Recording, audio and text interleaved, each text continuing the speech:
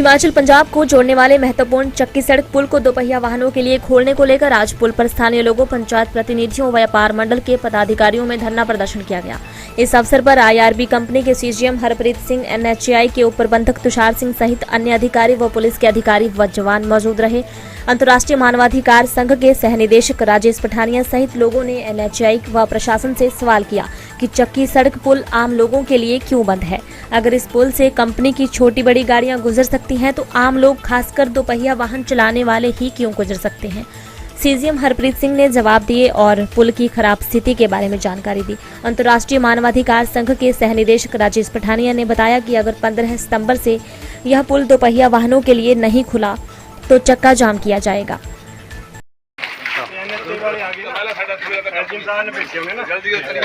कोई बात करनी इनसे कर लो क्योंकि इनके रिलेटेड है ना इनसे। सर पहला तो हमारा ये प्रश्न है कि ये पुल बंद क्यों हुआ है। अभी लेटेस्ट समय आया है कि जी 4 व्हीलर बंद हो गए हैं और 2 व्हीलर्स भी बंद हो गए। उसका एक रीज़न बताइए हमें कि वो बंद का रीज़न ये है। देखो, बहुत सारे लोगों को पहले भी मिसकंसेप्ट था इसको लेकर के कि हम कोई पिलर की रिपेयर कर रहे हैं जी। ठीक है जी, जो भी वेल है, वेल की कोई रिपेयर नहीं हो सकती, या तो ये गिर जाएगा जी, ठीक है, दोबारा बनाना पड़ेगा।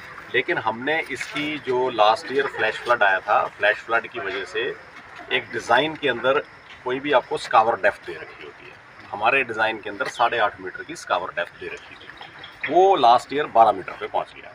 12 मीटर पे पहुंचने के बाद उसका अटैक जो था पानी का, रिवर जो है अपना कोर्स पिछले कई सालों से चेंज कर चुकी है। जब फ्लैश फ्लड 18 तारीख को यहाँ आया अगस्त को, तो जो आगे रेलवे ने प्रोटेक्शन लगा रखी थी, उसके आगे जो न्यागरा फॉल बनी हुई थी वो ट्रैवल करके वहाँ तक आ गई। तो वो जो ब्रिज है वो अनसेफ हो गया। अनसेफ की वजह क्या है कि पहले वाला जो सेगमेंट है 4, ये कॉन्टीन्यूस ब्रिज है, इंटेग्रल ब्रिज है।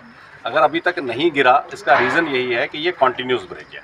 जैसे रेलवे का ब्रिज था, that was a simply supported bridge. वो चाहे वो नया होता चाहे पुराना होता, दोनों केस में गिर जाता। अगर हमारा भी सिंपली सपोर्टेड होता तो लास्ट ईयर ही गिर जाता ये ब्रिज। ये कॉन्टीन्यूस ब्रिज है, इसलिए नहीं अभी तक गिरा। और उसने P1 और A1 P2 को डैमेज किया। हमने उसके आसपास कुछ टेम्पररी प्रोटेक्शन वर्क किया और हमने ये डिसीजन किया कि हम इसकी IIT रुड़की से स्टडी करवाएंगे, जैसे रेलवे ने करवाई थी। और वो स्टडी करा करके जो भी वो फाइनल डिसीजन देंगे, बिकॉज IIT रुड़की क्या है कि पूरे एशिया के अंदर सबसे बड़ी ऑर्गेनाइजेशन है। बाहर से भी लोग उनको कंसल्ट करते हैं, वहाँ के प्रोफेसर्स को, कि ये हमारी प्रॉब्लम होगी। जैसे अभी आपके हिमाचल में बहुत सारी जगह पे अलग अलग प्रॉब्लम्स आ रही हैं, उसमें भी जो प्रोफेसर ओझा हैं वो इन्वॉल्व हैं। यहाँ भी प्रोफेसर ओझा इन्वॉल्व हैं। उन्होंने अपनी एक मॉडल स्टडी करके हमें बताया कि आप डाउन द स्ट्रीम जा करके इस तरीके से प्रोटेक्शन वर्क करेंगे तो पीछे से ये रीफिल हो जाएगा। रीफिल होने के बाद आप इस ब्रिज को दोबारा खोल सकते हो ट्रैफिक के लिए। लेकिन आप सभी जानते हैं कि इस साल लास्ट ईयर दिसंबर से लेकर के अभी आप जो अगस्त एंड तक कोई महीना ऐसा नहीं है जिसके अंदर 12, 14, 15 दिन बारिश नहीं हुई हो। उसकी वजह से हमारा आगे का काम भी इफेक्टेड है। तो काम ही नहीं कर पा रहे हम लोग भी, आगे भी मिट्टी का काम ही नहीं कर पा रहे, ना कुछ बिटुमिनस का काम कर पा रहे हैं। और इस साल जो फ्लैश फ्लड आया 6 या 5 जुलाई को, रिवर ने फिर से अपना कोर्स बदला। रिवर अब मेंडरिंग कर रही है। मेंडरिंग का मतलब अपना रास्ता बदलती है, कभी इधर उधर। उसका रीज़न हम सब लोग जानते हैं। मैं यहाँ ओपनली कहूँगा तो बहुत सारे लोग मेरे से नाराज़ हो जाएंगे। मतलब चीज़ एक थाली है, थाली में से कोई चीज़ निकालते जाएंगे तो वो खड्डा कहीं ना कहीं तो बनाएगी। अब उसके लिए मैं दोबारा कहना नहीं चाहता।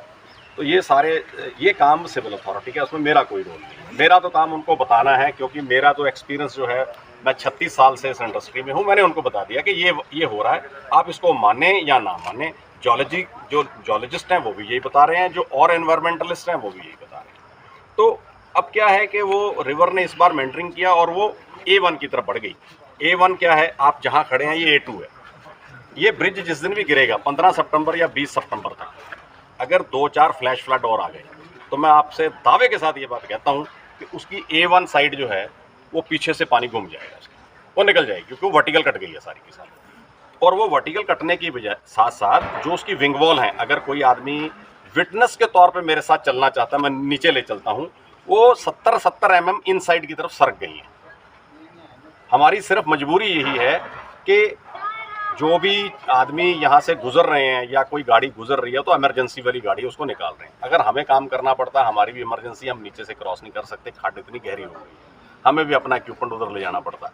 अगर ये 15-20 सितंबर तक बारिशें नहीं आती, मिटिगेट हो जाती हैं, बंद हो जाती हैं, तो मैं NHAI के भी लोग हैं और हम लोग उनको अपने हेडक्वार्टर के भी लोगों को रिक्वेस्ट करेंगे, बुलाएंगे कि अगर कोई इस ब्रिज पे टेस्ट करना चाहते हो, टेस्ट करके एटलीस्ट 2 व्हीलर्स के लिए खोल दो। ये मैं आप लोगों को That will be appreciated, sir. Anna, it's so nice on your part that you are आप अपने नहीं एक मिनट मैं उनकी बात भी एक्नॉलेज कर रहा हूँ कि आप हमारे पब्लिक की ग्रेवियंस को आप समझ रहे हैं और उससे एक्नॉलेज कर रहे हैं। हम शायद मैंने आपसे 1 महीना पहले हमने बात की थी, आपको if you remember you were standing on the next sir की होगी, कोई बात बहुत सारे लेकिन लोग सर आए मिले जी हमसे। यही हम लोग चाहते थे कि जो हमारी पब्लिक की सफरिंग है एटलीस्ट कोई उसे एक्नॉलेज करे, कोई समझे कि पब्लिक क्या किस चीज़ से गुजर रही है। सर इतना हम लोग अपनी अपनी ड्यूटी निभाते हैं एक कॉमन मैन, उसके बाद हमें अपनी ड्यूटी निभाने के बाद अगर हमें ये दिन फेस करना पड़े, आज हम लोग यहाँ पे खड़े हैं तो मैं अपनी शॉप बंद करके कोई अपना काम बंद करके कोई आप भी अपना काम छोड़ के आए हैं सर, है ना। तो ये हम लोग अभी हमारी पेशेंस का लेवल पूरा भर चुका था और मैं आपकी बात एक्नॉलेज करता हूँ। We are not here to create dispute, we are here to solve the dispute, है ना। एंड डिस्प्यूट इज दैट कि since last 1.5 month common man is suffering. एक छोटा बच्चा, एक बूढ़ी औरत। सर मैं आपसे बताना चाहता हूँ, आई एम वेरी पेंट। एक लेडी कल मैंने देखी यहाँ पे, पिछले कल की बात है, जो 10 कदम नहीं चल सकती, she has cross that bridge.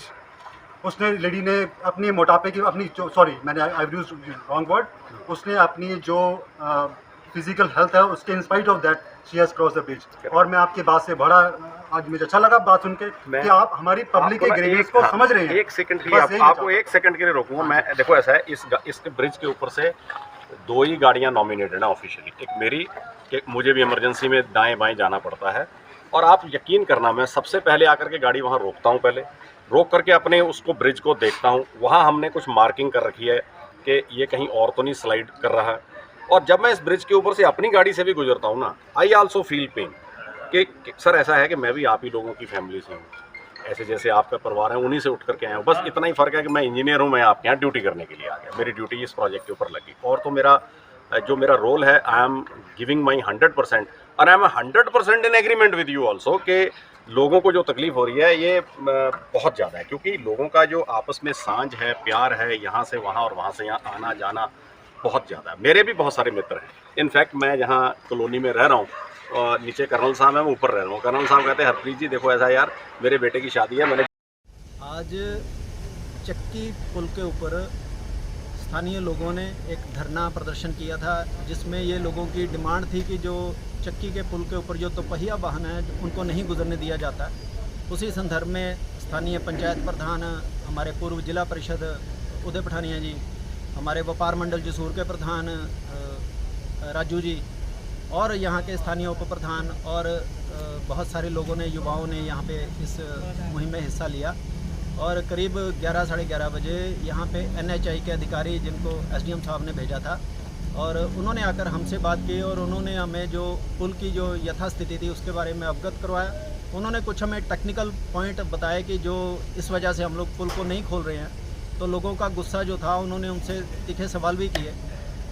हमारी जो मुख्य मांग थी कि इसको 2 पहिया वाहनों के लिए खोल दिया जाए, क्योंकि लोग जो है वो बीमारी का बहाना बना के या फिर इनकी अपनी गाड़ियाँ वो जो है वो लगातार पुल से गुजरती रहती हैं। तो उनका कहना है कि ये पिल्लर जो उनके पंजाब की तरफ के पिल्लर है वो काफ़ी खिसक गए हैं और उनके पीछे जो है अगर 1-2 फ्लड और आएंगे तो ये गिर जाएंगे। और अगर 15 तारीख तक ये फ्लड नहीं आते हैं तो हम एक मीटिंग जो है वो NHAI के अधिकारियों की एक टीम आएगी और उनके साथ प्रशासन नूरपुर के साथ हमारी एक मीटिंग होगी।